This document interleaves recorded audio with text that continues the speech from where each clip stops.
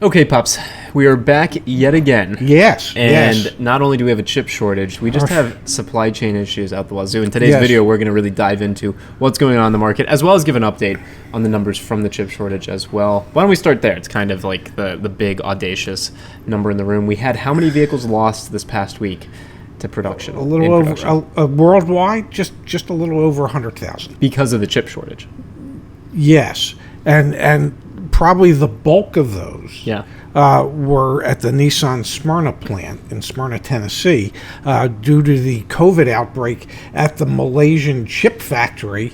Thank God lasers are made here in America. At the Malaysian chip factory, where they've had to shut down the chip factory, so Nissan is, according to this article, we had heard Nissan shutting down for a month production. This article says for 2 weeks, so my guess is 2 weeks from now we'll hear about the next 2 weeks. Okay, so that's the great thing about the source that we have Yeah. here for the chip shortage numbers from Auto Forecast Solutions is every single week they just go up.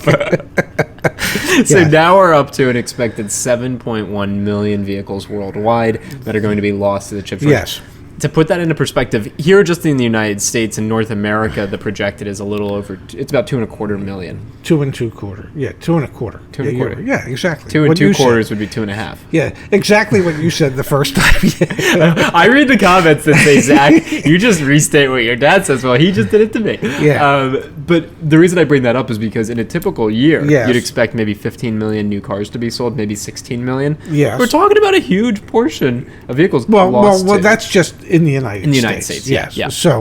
So even in the United States, if you were to expect 15 or 16 million cars to be sold, and you lose 2.25 million in domestic production, and then there's some imported production, and so in Europe they're expecting to lose a little over 2,200,000, and some of those would have been coming to the United States. So there's probably 3 million cars that would have been built to be sold in the United States that will not be available this year.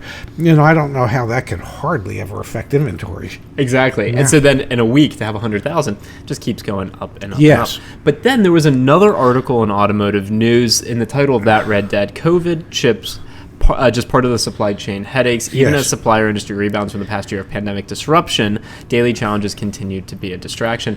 Beyond just chips, there are these COVID outbreaks that are causing plants to shut down.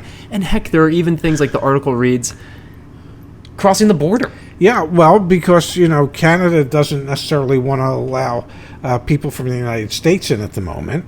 And so there's tools and things like that have to be transported to and from. Some of the tools are actually made in Canada and need to come into the United States for the manufacturing facilities. And things get delayed. And then, the workforces at the various suppliers.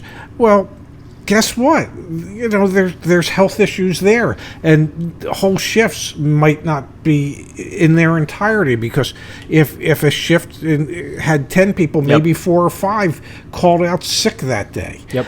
It's just everything that could go wrong is going wrong. Another thing, raw materials. So essentially what Automotive News did is they interviewed this woman named Lori Harbour, who's the CEO of a consulting firm that consults with auto manufacturer suppliers. And there's all sorts of great quotes in here from her. But she said, one is the tools issue, transferring tools across the borders. Another, obviously, are the workforce issues that you just hit on, people not being able to work full shifts or different safety protocols. And then raw materials. She mentions here that resins and steels are seeing substantial price increases, and in some cases, really low supply shortages. Yeah.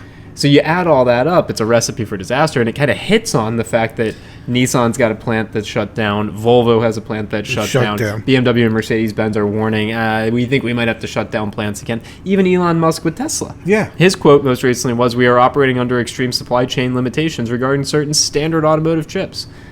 He's really concerned about their relationship with Renesas and Bosch. Yeah. I don't know. If it's ever going to clean up, she says 12 to 18 months, which is the same thing my dad says as well. Maybe Lori and I should hook up. I don't know if hookup was the right word, but yeah, you guys should hang out. Maybe we should chat. Oh, the vernacular of today's youth. Oh, Dad. So anyway, the Yes. shortage is not only of chips, but it's also of supplies. It's also of workforce, and Yes. it's also of mobility to get parts and people to the right place. Yes. So it's multifaceted, and it isn't going to be solved for quite some time. We'll link to the article down below, so take a peek if you're interested in reading it. Also, we'll have a discussion back on the Join YAA community as well. 12 to 18 months is what we think. We'll update you again next week with the newest numbers. Can I make one small suggestion? Yeah, please. Even if you're not interested, take a peek at the article. I mean, we post it there. Just at least take a peek. It is free. We Yeah, find you it don't have to fun. read it. There's not going to be a test, but just take a peek. Just take a peek. Yeah. All right, Sorry. Pops. Thanks for giving the folks an update. Yep, my pleasure. Thank you.